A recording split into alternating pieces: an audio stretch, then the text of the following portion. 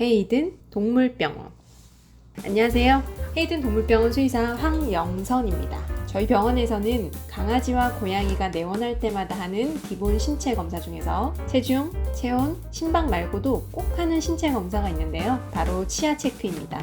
하루 한번 매일의 양치를 꼬박꼬박 잘해주시는 보호자님들도 있지만 양치 한번 하려면 전쟁이 벌어지거나 양치껌은 물론이고 사료도 잘 안 먹어서 간식이 주식이 된 아이들의 경우에는 나이는 아직 어리지만 심한 입냄새와 이미 많이 쌓인 치석으로 치주염이 심해져 있는 경우들도 많고, 또 노령의 경우 나이가 많아서 마취가 걱정된다는 이유로 스케일링을 조금씩 미루시다가 치주염이 심해진 아이도 있습니다. 고양이의 경우 이빨의 크기도 작고 개수도 적어서 양치를 미처 신경 쓰지 못하셨거나 또는 스트레스에 약한 아이들이다 보니 양치는 당연히 못하는 거고 입안을 살펴보기도 어렵다 하시는 보호자님들도 많습니다.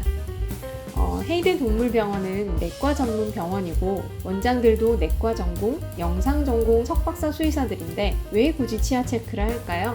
아이들의 인생이 길어지면서 치아를 오랫동안 지키는 것이 노령이 되어서도 잘 먹고 잘 살 수 있는 삶의 질을 결정하는 중요한 요소이기 때문입니다. 그럼 먼저 치석은 왜 생기는 걸까요? 강아지와 고양이의 구강 안에 있는 세균들, 세포 찌꺼기들, 침으로 분비되는 일부 성분들이 섞이면서 바이오필름인 플라그를 형성합니다. 플라그는 대개 24시간 이내에 치아 표면에 형성됩니다. 이런 플라그가 침 속의 미네랄 성분과 만나면 3일 이내 치석이 생기고, 치석이 생기면 2주 이내에 치석 주변 잇몸에 염증이 생깁니다. 이를 잇몸염증 또는 치은염이라고 합니다. 따라서 매일 양치를 해준다면 치석이 형성되기 전에 플라그가 제거돼서 잇몸염증이나 치주염이 없이 건강한 치아를 유지할 수 있습니다. 그럼 양치만으로 충분할까요?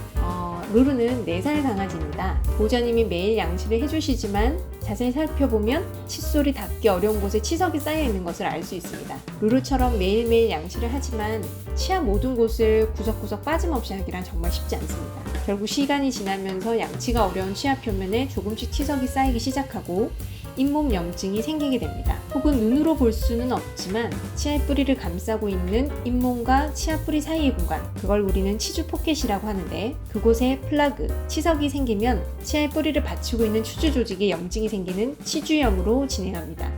치주 조직을 간단히 설명드리면 이빨의 뿌리, 뿌리와 치조골을 연결하는 인대, 이빨 뿌리가 부착되어 있는 뼈인 치조골, 마지막으로 뼈를 덮어주는 잇몸으로 이루어집니다. 심한 치주염의 경우 인대나 치조골이 손상되어 이빨 뿌리가 드러납니다. 이런 경우 치주 조직을 다시 정상으로 회복시킬 수는 없습니다. 치주 조직이 무너져서 이빨 뿌리가 흔들리게 되면 통증, 출혈, 염증이 지속되면서 심해지면 아이가 밥을 먹지 못하고 식욕부진, 체중 감소가 생길 수도 있습니다. 이런 경우에는 아픈 이빨을 뽑는 것만이 유일한 치료법이 되기도 합니다. 자, 그럼 스케일링은 왜 필요할까요? 스케일링은 눈에 보이는 치석을 제거하는 것은 물론이고 그 치주 포켓 사이에 쌓인 플라그와 치석을 제거하는 것입니다. 때문에 스케일링 후 일시적으로 잇몸에 염증이 생기거나 미약한 출혈이 있을 수 있지만 대개 7일 이내 스스로 잘 회복하고 치주 조직도 스케일링 전보다 건강한 상태로 회복됩니다.